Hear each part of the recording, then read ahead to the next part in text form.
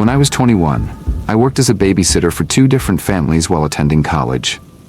One of these families was extremely wealthy and hired me to take care of their 2 children, Ethan, 8 years old, and Emily, 6 years old, on weekends. They were very friendly and made me feel like part of the family, always making me feel comfortable. Every Friday night, I would temporarily move into their house, where I had a guest room just for me, with access to all the amenities the mansion offered. The house was impressive, located in an upscale area of Chicago. The imposing wrought iron gate opened to a long, well-maintained tree-lined driveway leading to the mansion's majestic facade. The impeccably trimmed lawn, well-kept gardens, and serene lake in the back added a touch of tranquility and opulence. The garage, separate from the main house, was spacious enough to accommodate 3 luxury cars.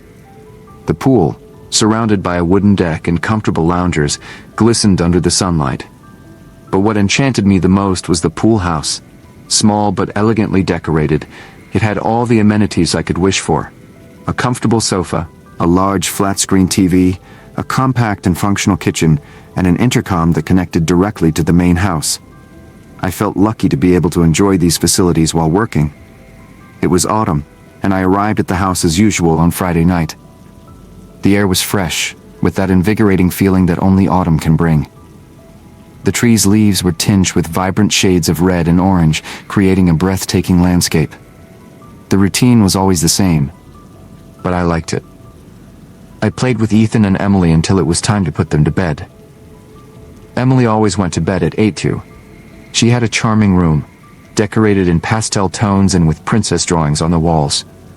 She liked to hear a bedtime story, so I read one of her favorite tales, watching her eyes slowly close as she snuggled under the covers.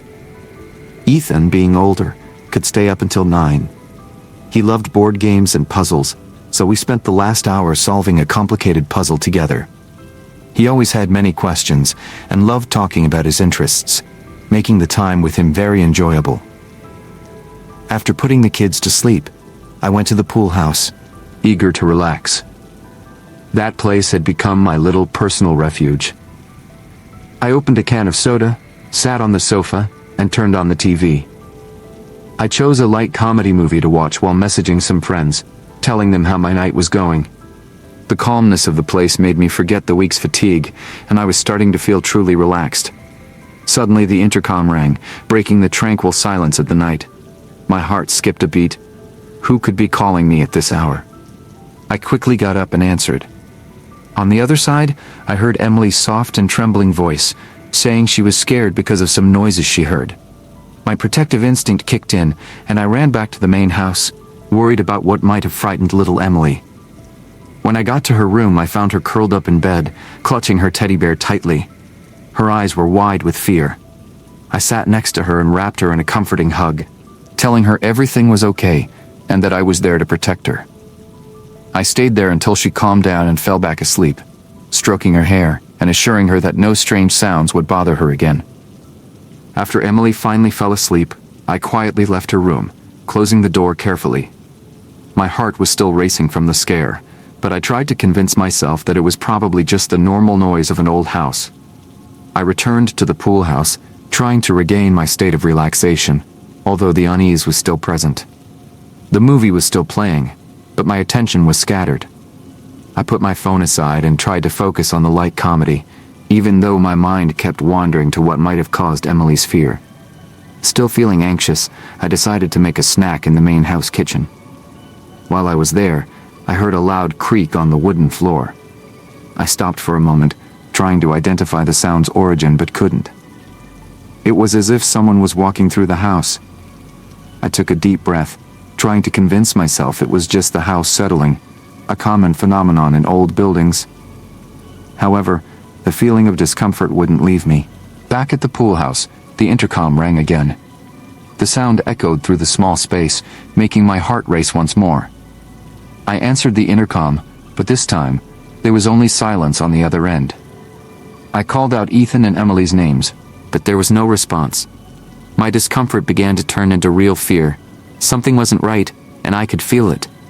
Determined to find out what was happening, I grabbed a flashlight and headed back to the main house. I walked slowly through the dark hallway, calling out the children's names, trying to hear any response. Every shadow seemed to move and every sound seemed amplified. When I reached Emily and Ethan's room, I slowly opened the door. The children were sleeping peacefully, with no sign of any disturbance.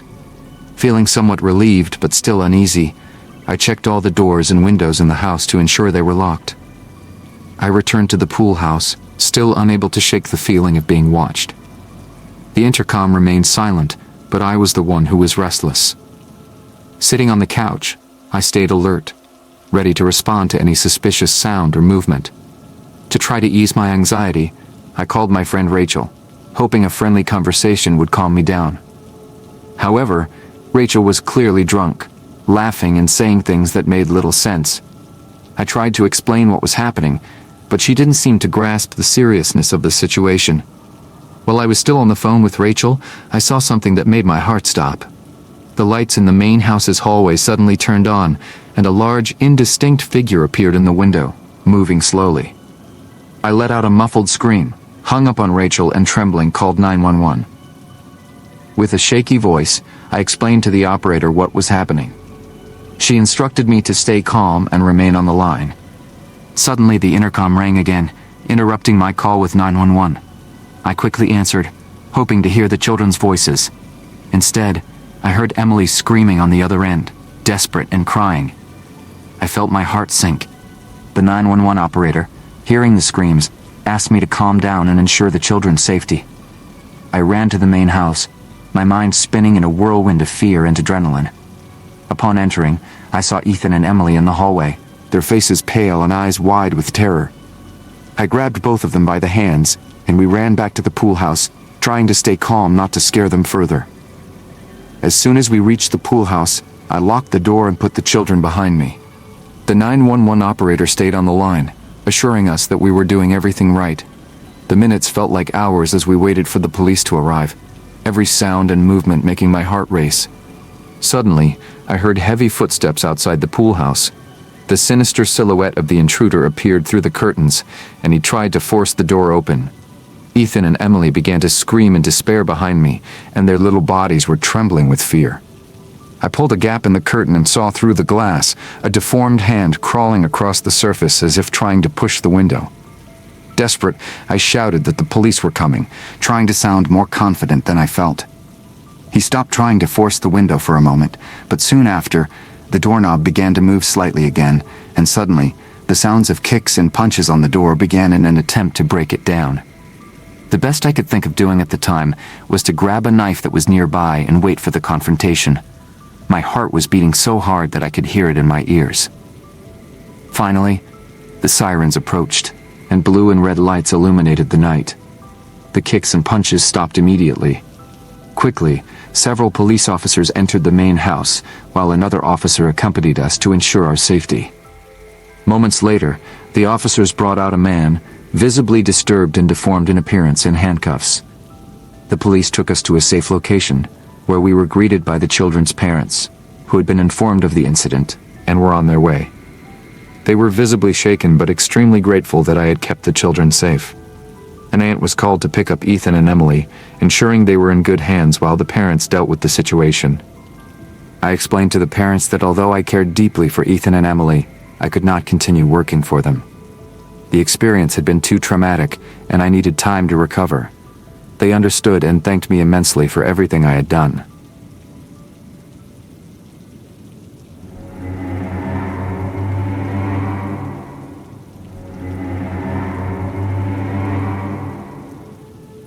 When I first entered my university dorm room, it was a mix of anxiety and excitement.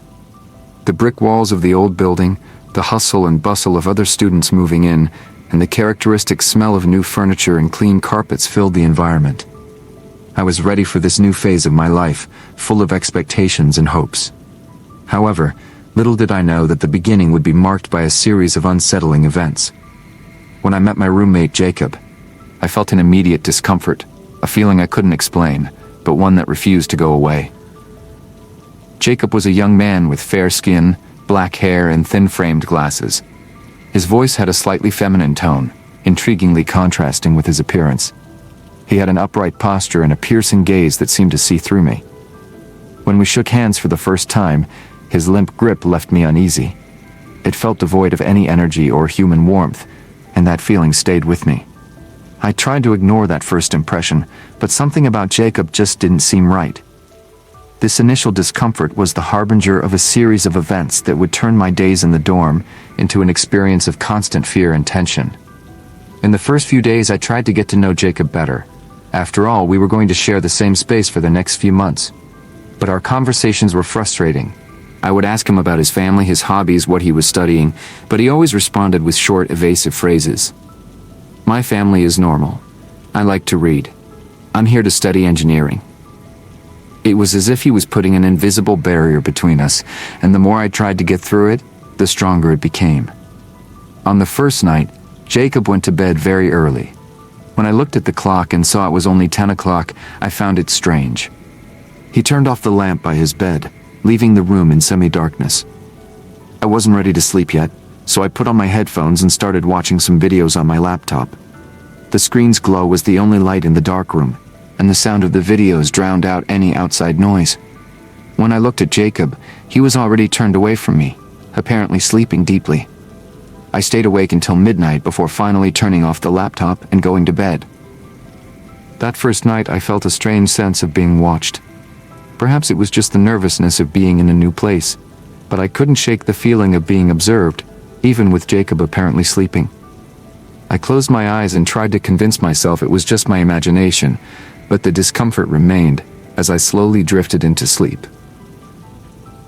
The next day, after a morning full of classes and a quick lunch at the cafeteria, I returned to the room to grab some books.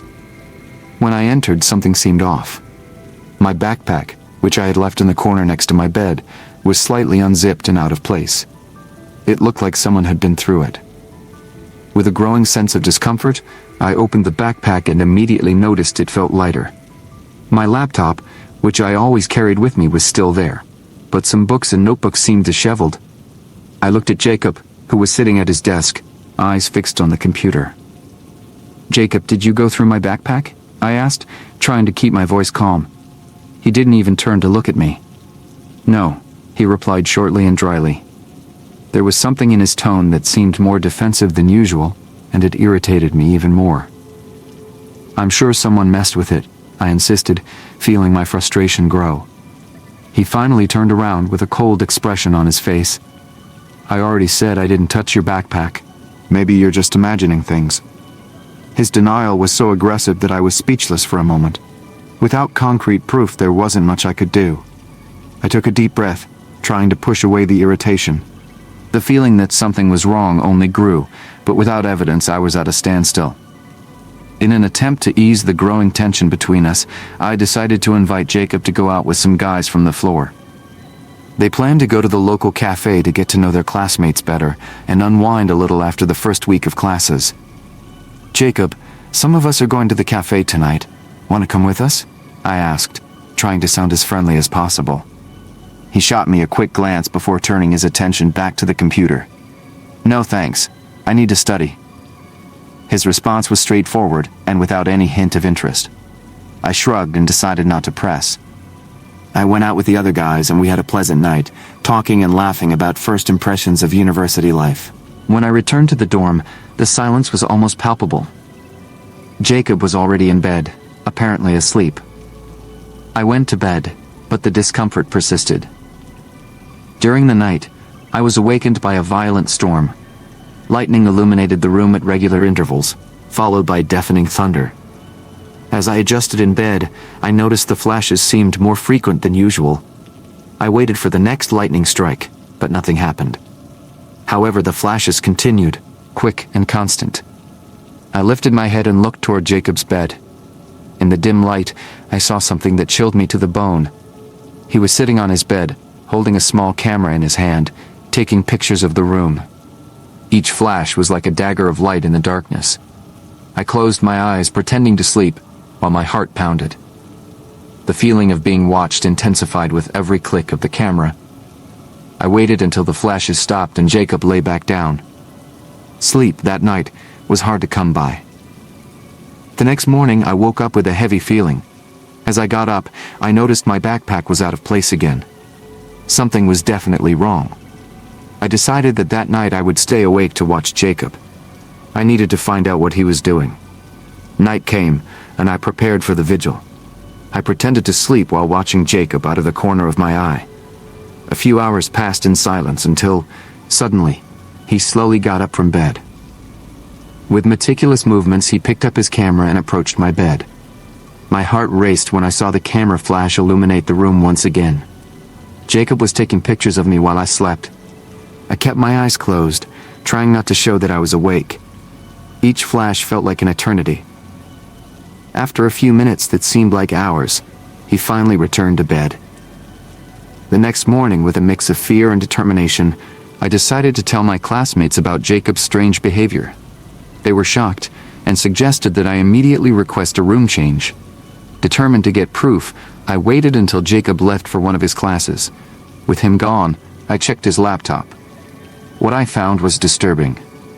There were dozens of photos of me sleeping, each capturing different angles and moments of the night. I also found photos of my backpack and other belongings. I took photos of the evidence with my phone and quickly deleted the files from his laptop. With the evidence video in hand, I went straight to the office responsible for dorm life. With my heart pounding and the evidence in hand, I went to the dorm life office. I explained the situation to the person in charge, showing the video of the photos I found on Jacob's laptop. They were alarmed and promised to take immediate action. I was informed that I would be transferred to another room the next day, which brought immediate relief, but also heightened my anxiety about the last night I would have to spend with Jacob. That night, I stayed awake, unable to sleep. Every little noise seemed amplified, and the darkness of the room felt more oppressive than ever. Jacob entered the room later than usual. He didn't say a word, just went straight to bed as if nothing was out of the ordinary. Around midnight, I heard a soft sound of movement. I kept my eyes closed, trying to appear asleep. Jacob quietly approached my bed. A feeling of absolute terror took hold of me when I felt his presence standing next to me.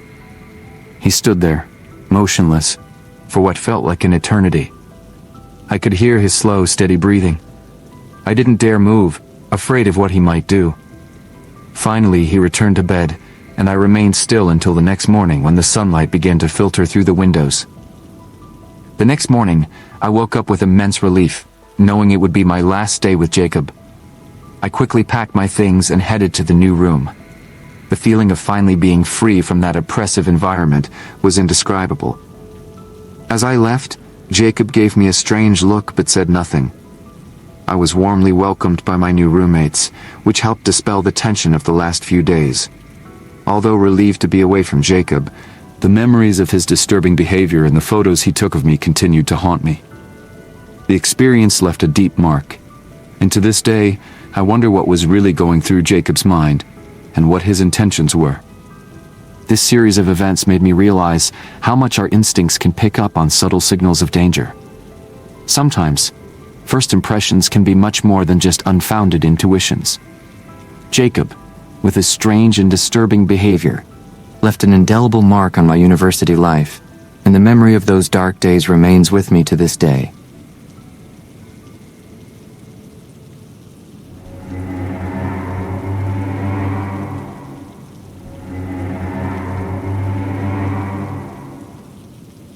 I found a Zillow ad for a shared apartment near the chicken farm, where I worked in rural Gainesville, Georgia. The location was ideal since I could save time and money on commuting.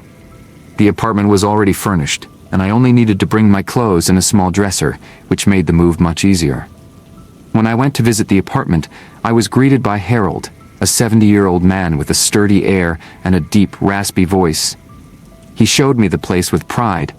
The apartment had a rustic charm, with well-preserved antique furniture and decor that recalled a bygone era. Harold explained that the agreement was informal, with weekly payments, which seemed convenient and flexible to me. Harold told me a little about his routine and expectations for anyone living there.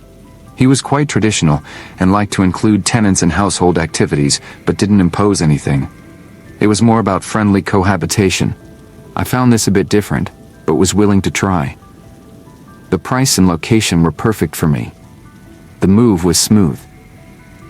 It took me only a few hours to arrange my things in the new room, which had a window overlooking the field surrounding the house. In the first few days, Harold was quite welcoming, showing me how things worked there. Despite his old-fashioned ways, he seemed like good company. After a long day of work at the chicken farm, I returned to the apartment exhausted.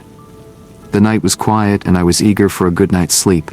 I took a quick shower, ate something simple I found in the fridge, and went to my room. I lay down on the bed and fell asleep almost instantly, lulled by the silence of the rural night. In the middle of the night, I was suddenly awakened by the sound of my bedroom door opening. My eyes slowly opened, adjusting to the darkness. I saw Harold's silhouette standing in the doorway, the hallway light outlining his robust figure. He entered the room with heavy steps and approached my bed. I sat up quickly, my heart pounding. "Harold? What's going on?"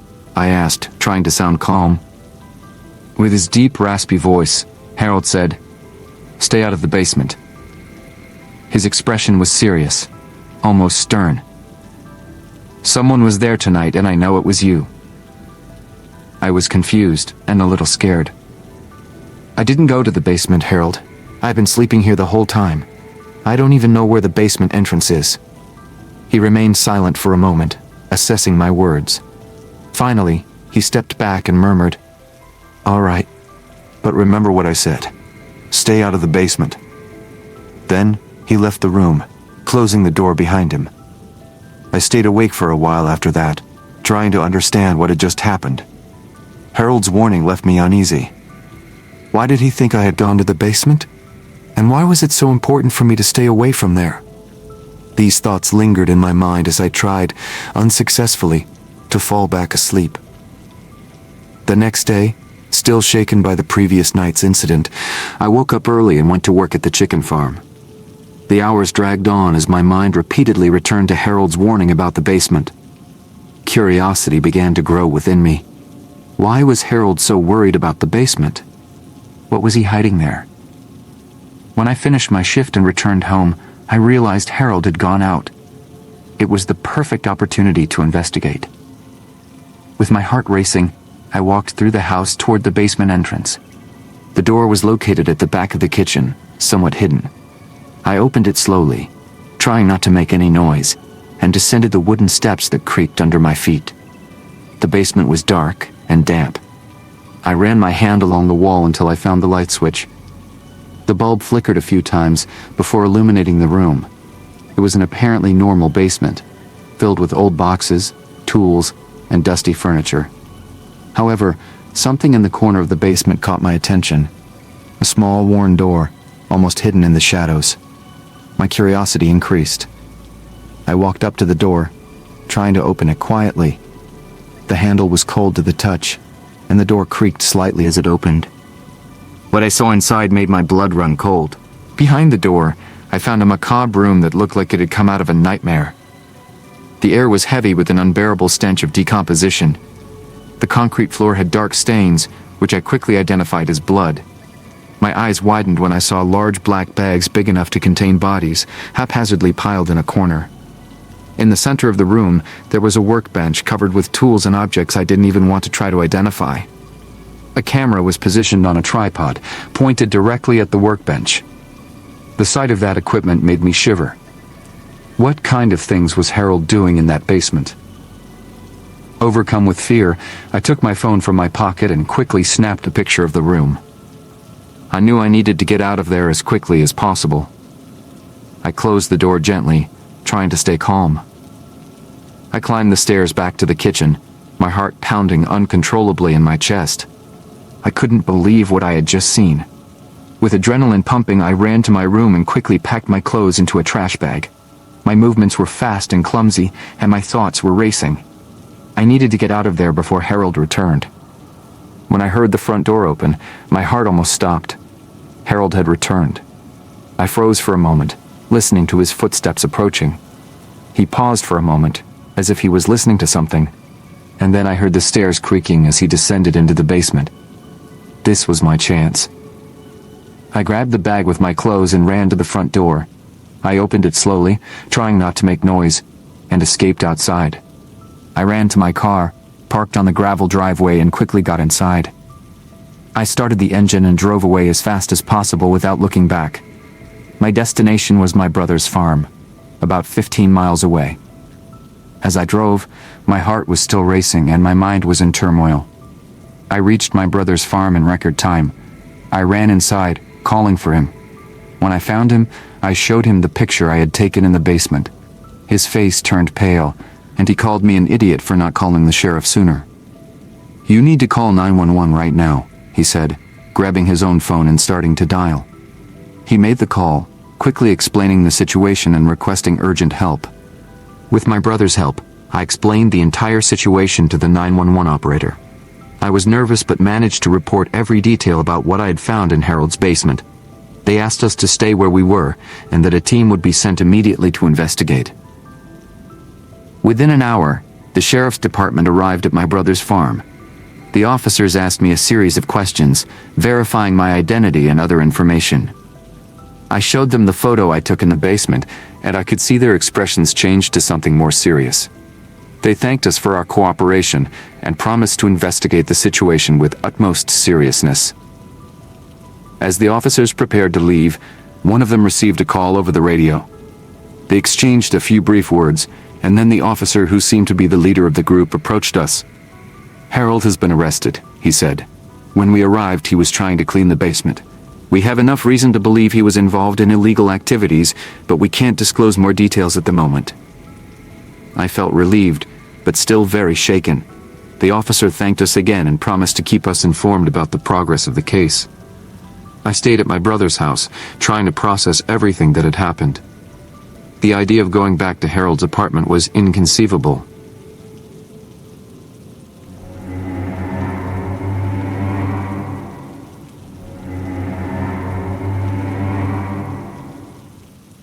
At 22 years old, I landed a job at a tech company in Chicago, which was a significant opportunity for my career. However, I lived in Evanston, and the daily commute of almost an hour and a half was becoming exhausting. I decided the best solution would be to move closer to work. I started looking for an affordable place and found a Craigslist ad for a room in an apartment in Logan Square. The price was incredibly low for the area, which made me a bit suspicious, but I decided to give it a chance and went to check out the place. The owner, a man named Michael, was socially awkward. He seemed nervous, avoiding eye contact and speaking quickly and haltingly. But that didn't bother me much. The apartment was spacious and well located, exactly what I needed. Also, I would have a roommate named Sam, who, according to Michael, was very quiet. During the visit to the apartment, Michael tried to introduce me to Sam, calling him from the hallway. However, Sam didn't respond. Michael apologized, saying Sam was probably sleeping. I thought it was strange but brushed it off. The room was in good condition, and the price was unbeatable, so I accepted the offer and arranged to move in the following week. The next week, my dad came to help me with the move. We hauled all my furniture and boxes into the small room that would now be my new home. The day was tiring, and throughout all the commotion, Sam never left his room. I thought it was strange because it was evident he was home. I could hear noises coming from his room, but we never saw or heard anything from him. When we were finally alone, after my dad said goodbye, I tried to make an effort to get to know Sam. I knocked on his door and called out to him, but there was no response. A few minutes later, I heard the front door open, and when I went to check, I saw Sam had left the apartment without saying a word. I found it a bit rude, but I assumed he must be a reserved type. After unpacking my things, I went to bed, eager to start my new life in Chicago. That first night in the new apartment, I was exhausted, but a strange feeling of discomfort kept me from sleeping deeply. I woke up in the middle of the night, hearing the apartment's front door open and close. I lifted my head, trying to understand what was happening. I heard light footsteps in the hallway approaching my bedroom door. My heart started to beat faster when I saw the shadow of Sam's feet through the gap under the door. He stopped there as if he was listening or waiting for something. I stayed still, holding my breath, hoping he would go away. After a few tense moments, the footsteps retreated, and I heard Sam's bedroom door close. I tried to go back to sleep, but the tranquility didn't last long. Later that same night, I was awakened again by a strange sound coming from Sam's room. It was soft, rhythmic tapping that echoed through the quiet apartment. I lay there, my heart racing, listening to those disturbing taps until I finally fell asleep again, still uneasy. The next day, while Michael was out and I was doing some shopping, I noticed that Sam's bedroom door was ajar and the light was on. An unsettling curiosity took over me. I shouldn't, but I took the opportunity to take a look. I carefully opened the door, expecting to find some sign of Sam or at least a glimpse of his personal life. To my surprise, the room was almost empty. There was no bed, no clothes, just a wooden chair in the corner. It didn't make sense. Sam couldn't really be living there. A feeling of unease took over me, and I immediately locked the door to my room. Sam's strange behavior and the empty room were disconcerting. I began to question my decision to move into that apartment. The unease from that night and the discovery of Sam's empty room continued to bother me. I decided I needed to talk to Michael and clarify the situation. I picked up my phone and called him, hoping to get some answers. As the phone rang, I heard a sound that sent a chill down my spine. Michael's phone was ringing inside my closet. My heart raced. I walked slowly to the closet, each step increasing my anxiety. I carefully opened the door, and to my horror, there was Michael, hiding among my clothes, holding the phone. In a moment of panic, I ran to the bathroom and locked myself inside, my heart pounding uncontrollably. I called the police and explained the situation as calmly as possible, even though my voice trembled with fear. The police arrived quickly, and to my relief, they found Michael hiding under my bed. He was arrested on the spot. With Michael in custody, the police began investigating the situation. That's when I discovered the terrifying truth. Michael was not the owner of the apartment. He had broken into the place and was pretending to be the owner to rent rooms at low prices. There was no actual lease agreement, and Sam never existed. The mysterious figure I saw and heard was Michael the whole time, trying to deceive me. I was shocked by the revelation. I tried to file a complaint for trespassing and cancel the lease, but legally I was in a complicated position because there was no legitimate contract. The next day, my dad returned to help me move all my stuff out.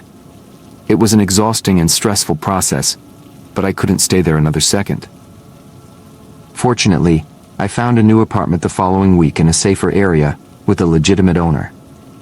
The experience left me shaken, reflecting on the bad first impression I had of Michael and the unexpected events that occurred. I learned the hard way that sometimes opportunities that seem too good to be true really are. Since then, I've been much more cautious when looking for a place to live, and always make sure to verify all information carefully.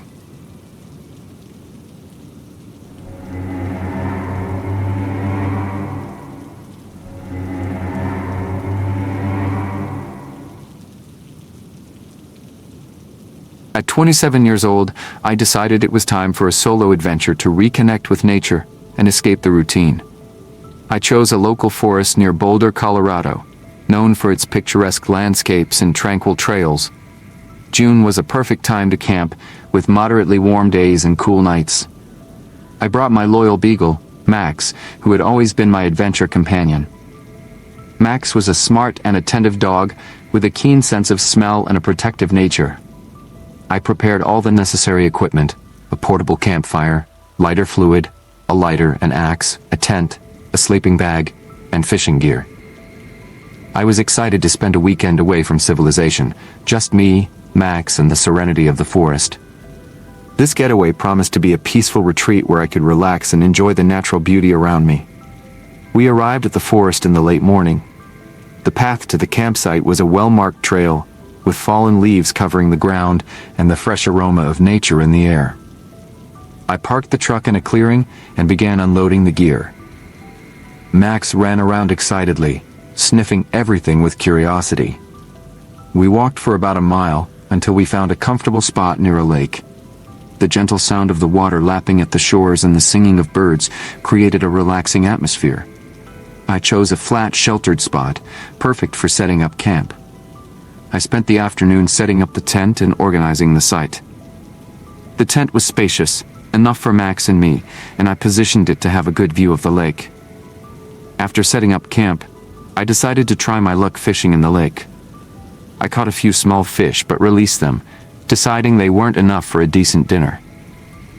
Fishing was a moment of tranquility where I could relax and appreciate the beauty of the place. Max, however, was restless. Normally he loved these moments in nature, but this time he seemed uncomfortable. He stopped wagging his tail and began staring into the forest as if sensing something I couldn't see. I tried to calm him down, but his restlessness started to worry me. With Max still agitated, I decided to walk around the lake to explore the area and maybe discover what was bothering my dog. The afternoon was beginning to cast shadows over the lake's edges, creating a mysterious atmosphere around us. As I walked, I saw what seemed to be some people entering the forest, not far from my campsite. They were indistinct silhouettes moving quickly between the trees. The sight made me uneasy. There was no reason for other people to be so close to my campsite, especially in such a remote area. I hurried back to the campsite with Max close behind, and when I arrived, I found the tent zipper open. I quickly checked, and to my relief, nothing seemed to be missing. Even so, the feeling of invasion didn't make me comfortable. Whoever it was had tampered with my tent while I was away. A wave of fear and distrust washed over me. I decided it was best to move the campsite to a different location, further up the lake, where I would feel safer and less exposed. I spent a few minutes gathering all my belongings and packing Max. His restlessness continued, which reinforced my decision to find a new spot. As we walked toward the new location, I looked over my shoulder several times, feeling like I was being watched. After walking about half a mile along the lake's edge, I found a new spot that seemed suitable for setting up camp again. It was a little higher, providing a broader view of the lake and the surrounding areas.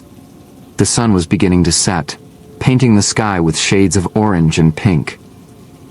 I quickly set up the tent and organized the camp for the second time that day. I grabbed the axe and started chopping wood for the campfire. The sound of the axe striking the wood echoed through the silent forest. Max continued to be restless but now seemed a little calmer, perhaps relieved that we were in a new location. I lit the campfire and the comforting warmth began to spread, warding off the approaching night's chill. I fed Max and heated some canned chili for my dinner. The smell of hot food was comforting, and for a moment everything seemed peaceful again. I sat near the campfire with Max by my side and opened my journal to write about the day. The firelight cast dancing shadows on the trees around us, creating a mystical atmosphere. While I was writing in the journal, Max began barking at something in the forest. His barks were sharp and full of alertness. I quickly stood up, trying to see what he was looking at. I stared into the darkness, but couldn't see anything beyond what the fire illuminated. Silence reigned again, except for the crackling of the fire. I decided it was best to keep Max close to me and stay alert to any sound or movement. As the night progressed, I decided to take Max inside the tent. I put out the fire to avoid attracting attention, and we settled inside the tent. The sleeping bag was warm and comfortable, but the feeling of being exposed in the forest didn't let me completely relax. Max was by my side, still restless, but he seemed willing to rest. Around midnight, I was awakened by Max's low growl. He was alert, his eyes fixed on the tent entrance. Then I heard a sound that chilled my blood. Someone was whistling outside the tent. The sound was soft but disturbingly close. I held Max, trying to calm him as my heart raced uncontrollably. The footsteps began approaching the tent, getting closer and closer. I stopped breathing, trying to hear any detail that might help me understand what was happening. The footsteps stopped right outside, and for a few seconds, there was absolute silence. Then the footsteps slowly began to move away, but Max continued to growl intermittently, showing that he was still alert. I couldn't sleep after that. I lay there, holding Max and listening intently to any sound around. With no cell signal to call for help, the feeling of vulnerability grew by the minute. Suddenly, a woman's scream echoed in the distance, piercing the night silence. The sound was terrifying, full of panic and despair. My mind raced through all the horrible possibilities that could be happening in the darkness. I decided it was time to leave the campsite. I grabbed Max, the flashlight, and we left the tent. I moved quickly, trying to make as little noise as possible. The flashlight only illuminated small sections of the path, and every shadow seemed to hide a new danger. We ran to the truck, and with every step, I felt adrenaline rushing through my body. When we finally reached the truck, I locked the doors and lay down in the back seat with Max by my side. We were exhausted, but the fear was still present.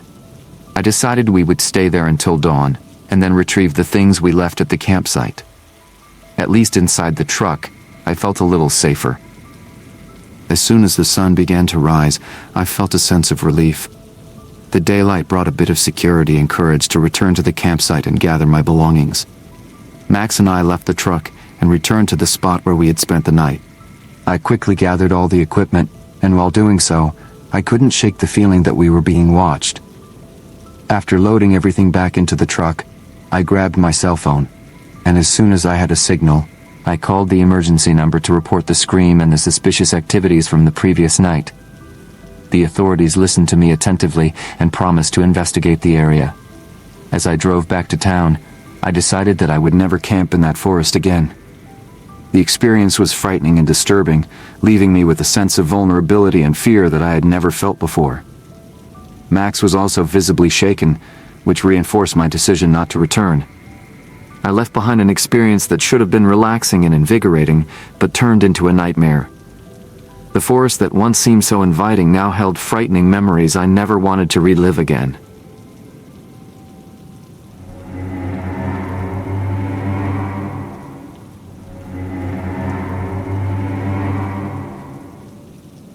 At 19 years old, I was home alone on a rainy night. Our house was divided into 2 levels, with the upstairs functioning as an apartment where my brother Lucas and I lived, while my parents stayed downstairs. It was a weekend, and I was taking advantage of the night to watch some horror movies in my room. The movie I chose for that night was Dr. Sleep, a sequel to The Shining, which I always found scary. The rain was pouring heavily outside, creating a constant sound of drumming on the windows and roof. The perfect environment for a horror movie, I thought. Wrapped in my blanket, with the lights off, and only the TV lighting up the room, I was completely immersed in the dark plot of the movie. During a particularly tense scene, I felt my stomach growl. I decided to pause the movie to grab a snack in the kitchen. I left the room and went downstairs, feeling the cold floor under my bare feet. The kitchen was dark, so I turned on the light and started looking for something to eat. While searching the fridge, I heard a sound coming from downstairs.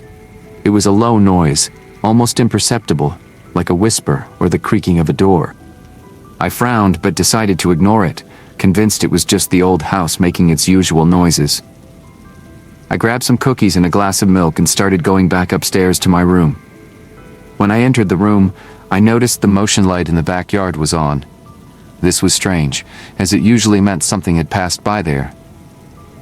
I looked out the window, but the rain and darkness made it difficult to see anything clearly. I tried not to worry and went back to the movie, but soon I heard another sound. This time it seemed like the noise the back door makes when it is closed. I stopped, my heart beating faster. Could someone have entered the house? I left the room, looked downstairs, and saw no one. So I asked, "Who came home?" But no one answered, and I also didn't hear any sound coming from downstairs. Then I tried to convince myself that I was imagining things, and as I was too lazy to go down and check, I went back to watching the movie. Still with that feeling of discomfort mixed with the tension of the film, I heard another noise coming from downstairs and immediately decided to grab my cell phone and send a message in the family group, asking who had just come home. I waited a few minutes, trying to stay calm while the movie remained paused on the screen. My mother, Sarah, quickly replied, "No one is home, dear." "Why?" My heart raced at the response. There shouldn't be anyone downstairs. I then asked if it could be my brother, Lucas. I stood there, motionless, looking at the phone screen, waiting for him to reply. The house was silent again, except for the constant sound of the rain outside. I tried to listen for any other sounds that might indicate someone's presence, but everything seemed normal. Suddenly I heard footsteps coming from downstairs. They were heavy steps echoing through the silent house, slowly climbing the stairs towards the upper floor. My body froze with fear. I quickly turned off the TV, turned off the lights, and remained completely silent, trying to listen better. The footsteps came closer and closer, stopping in the hallway right outside my room. The door to my room opened slowly, and I saw a head peek inside. It was a strange-looking man who was staring at me intently. For about 30 seconds, he stood there, looking at me while I was paralyzed with fear. Then he closed the door softly as if nothing had happened. I felt a chill down my spine, and my heart was pounding so hard that I could hear it in my ears. Who was that man? And what was he doing in my house? I remained completely still, trying to decide what to do next. Desperate, I sent an urgent message to the family group, asking if Lucas was home or not. My mind was racing, trying to process what had just happened. Finally, Lucas replied that he wasn't home, confirming that a stranger was in the house. Panic took hold of me, but I knew I had to act quickly. I grabbed the phone with trembling hands and called 911, whispering into the phone while the man's footsteps receded down the hall. I explained the situation to the 911 operator, trying to stay calm. She instructed me to lock the bedroom door and stay as quiet as possible until the police arrived. I followed her instructions, my mind racing with thoughts of fear and uncertainty. I heard the footsteps go down the stairs and disappear, which gave me a small sense of relief, but I was still terrified. The 911 operator stayed on the line with me, reassuring me that the police were on their way. The police arrived in about 5 minutes, although it seemed like an eternity to me. Following the dispatcher's instructions, I carefully went downstairs to let the police in. My heart was still racing, and adrenaline was coursing through my body. The officers quickly entered, weapons drawn, and began searching the entire house. While waiting, I explained what had happened again. The police checked every corner of the house but found no one. However, there were wet footprints all over the house. This confirmed my whole story that someone had indeed entered the house. They assured me they would patrol the area throughout the night and instructed me to keep all doors and windows locked. Even knowing the house was clear, I couldn't shake the fear. Every shadow and every sound kept me alert. The image of that man peeking through the door was still etched in my mind. After the police left, locking all the doors and windows again, I started to feel a bit safer since my parents were already home. But suddenly, the motion light in the backyard turned on again. My heart raced. I ran to my bedroom window and looked outside. In the darkness of the night and under the rain that continued to fall, I saw a figure slowly moving away from the house and hiding in the shadows. The sight of the man disappearing into the dark left me paralyzed with fear. That image of him peeking through the door of my room was etched into my memory forever.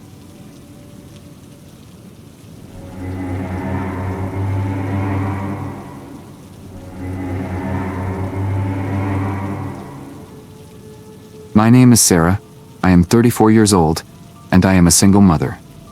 I work at the Walmart Supercenter in Houston, Texas during the night shift from 10 p.m. to 7 a.m. so I can coordinate with my son's school schedule. My routine is exhausting. Besides working at Walmart, I also have a second job in the afternoon to afford rent and support my family.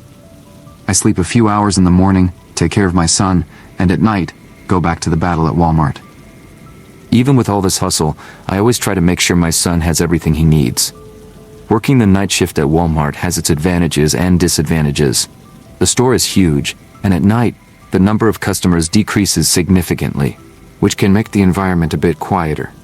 However, this also means that employees are often more exposed to strange and sometimes frightening situations. In addition, the night work is physically exhausting, and having to balance 2 jobs makes my life even harder. It was a cold November night when I arrived at Walmart at 10 p.m. The sky was dark and heavy with clouds, and a light drizzle was starting to fall. I entered the store, feeling the warmth of the environment envelop me, and prepared myself for another long night of work. The store was busy, as usual, at the start of the night shift, with customers taking advantage of promotions and doing their last-minute shopping. As the night went on, the store became quieter, and I started my usual routine, organizing the shelves in the cereal aisle. I was focused on my work when I noticed a strange customer. He had curly hair and carried a black backpack full of something. His presence immediately made me uncomfortable. He repeatedly watched me and asked trivial questions like, "Where are the kids' cereals?" even though he was right in front of them. There was something disturbing about the way he looked at me. His eyes seemed to analyze my every move, and he got closer than necessary to ask simple questions. I tried to ignore him and continue with my work, but the feeling of being watched wouldn't leave me alone. The man would walk away for a few minutes, only to reappear again, still in the cereal aisle, without ever picking anything from the shelves. With each reappearance, my discomfort increased. I tried to stay calm and continue with my tasks, but I couldn't shake the feeling that something was wrong. I decided to be more vigilant, discreetly observing him while arranging the cereal boxes. He continued to walk down the aisle, apparently without purpose, and his frequent glances in my direction started to really make me nervous. I decided it would be better to stay away from that aisle for a while. I radioed one of my colleagues, telling them I was going to the snack aisle to finish organizing the shelves there. I left the cereal aisle, hoping the man wouldn't follow me, but the feeling of discomfort was still with me. I started reorganizing the shelves, trying to focus on work, and forget the unease that man had caused. However, it wasn't long before I saw him again out of the corner of my eye. He was there, standing at the end of the aisle, watching me closely. My heart began to beat faster. I continued working but was now much more alert. The man slowly approached, pretending interest in the products on the shelves but was clearly more interested in me. When he got close, he started making uncomfortable compliments about my appearance and then moved on to asking personal questions. He asked where I lived, if I was married, and if I had children. Each question increased my anxiety. Trying to stay calm, I responded vaguely and politely, but I became more and more suspicious. He then asked for my phone number. To get rid of him, I gave him a fake number. He seemed satisfied with the answer and walked away, but I knew this wouldn't be the last time I'd see him that night. I continued my work, but now I was constantly looking over my shoulder, fearing he would appear again. Shortly after, while I was in the stockroom, a co-worker warned me over the walkie-talkie that the man was asking for me. I felt a chill down my spine. I asked my colleague to tell him I had already left, hoping this would make him give up and leave too. But my concern only increased. I decided to stay in the break room for a while to see if this man would leave for good. But it wasn't long before I heard footsteps outside and someone calling my name. As soon as I realized the voice was that of the strange man, I ran and locked the break room door. My heart raced when I realized he was trying to force the door open. He started by trying to turn the doorknob, but when he saw it was locked, I think he began to kick it hard. I thought immediately of calling for help on the radio, but I had probably left it in the stockroom because it wasn't with me. On his third kick, the door swung open, and I let out a terrified scream. Unfortunately, the break room was very far and isolated from the movement of customers and employees. The man was there, right in front of me, furious.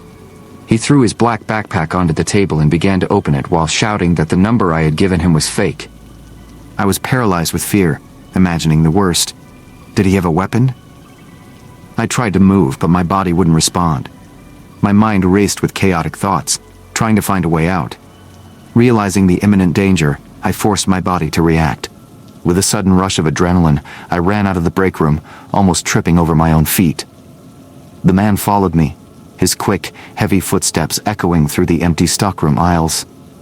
My breath was ragged, and my heart was pounding so hard it felt like it would burst out of my chest. I raced through the store's stockroom, dodging aisles and shelves, trying to shake him off. I managed to reach the store, ran past the checkout counters, couldn't find anyone on the way, and finally reached the exit to the parking lot. The cold night air hit me as I desperately ran toward my car. As I ran, I looked back and saw the man leaving the store, still chasing me. The moment I turned my head forward again, I stumbled over an abandoned shopping cart falling to the ground.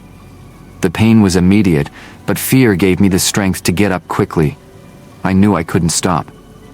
With a racing heart and trembling hands, I finally reached my car. I managed to unlock the doors and threw myself inside, locking everything behind me. The man was getting closer. I struggled to start the engine, my hands slipping with nervousness. But I finally succeeded. I sped out of the parking lot, leaving the man behind in the darkness of the night. I grabbed my phone and called the night manager, Carlos, still trembling and breathless. I quickly reported what happened, informing him about the man and the suspicious backpack he had left in the break room. To my surprise, Carlos didn't believe my story. He asked if I was having a psychotic break and insisted I return to work immediately. I was shocked by his lack of empathy. Even though he didn't believe me, Carlos decided to check the break room on his own. When he saw the state of the room, the broken door, several objects scattered on the floor, and the suspicious backpack open on the table, he realized something was really wrong. He reviewed the security cameras and, seeing what had happened, finally called the police. The police arrived quickly at Walmart and began searching the area. They spoke with me briefly to get more information about the man and his backpack. As they entered the store, Carlos came out to meet me in the parking lot. He looked shaken, but relieved that I was okay. When the officers checked the suspect's backpack, they found something surprising and terrifying. Several photos of my son, taken from a distance, apparently without our knowledge. There was also a notebook, with disturbing notes about our daily habits and routines. The discovery left me in shock. What did that man want with my son? Despite all efforts, the suspect was never found. The police conducted several searches and investigations, but he seemed to have vanished without a trace. The experience left me deeply traumatized. I never knew what that man really wanted, or how far he was willing to go.